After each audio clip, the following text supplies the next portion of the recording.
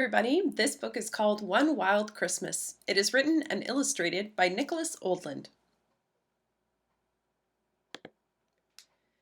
There once was a bear, a moose, and a beaver whose very favorite time of year was Christmas.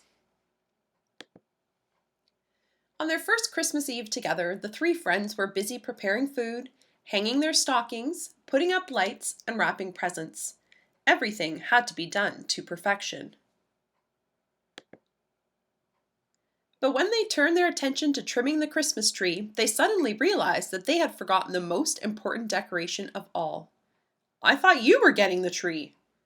Quickly, the moose and the beaver rushed out into the forest. The bear followed close behind.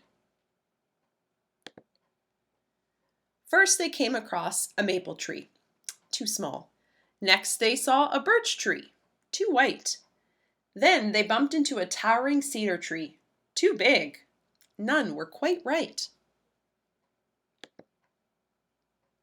Finally, they found a pine tree. It was sweet-smelling, had long soft needles, and was just the right size. Now that's a beautiful tree. But to the bear's horror, the beaver went to chop down the tree. The bear loved all living things, especially trees, and this was the most beautiful tree he had ever seen. The three friends had a big problem. There was no way the bear would let the beaver and the moose harm this tree. And the beaver and the moose were not about to let the bear get in the way of their perfect Christmas tree. Charge! It was a short argument. The moose and the beaver were no match for the bear's strength.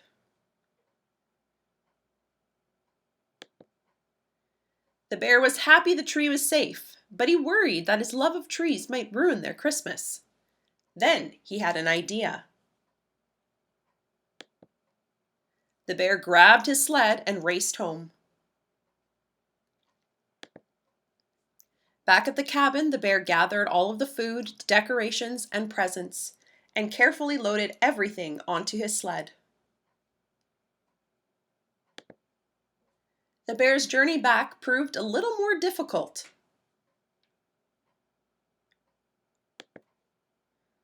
The moose and the beaver were relieved to see their friend, and as soon as they saw the sled loaded with presents, food, and Christmas decorations, they knew exactly what the bear had in mind.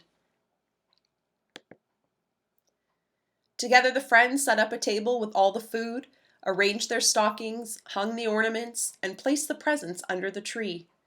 Then, when they were all done, they had a snowball fight. At last, the bear, the moose, and the beaver were ready to celebrate.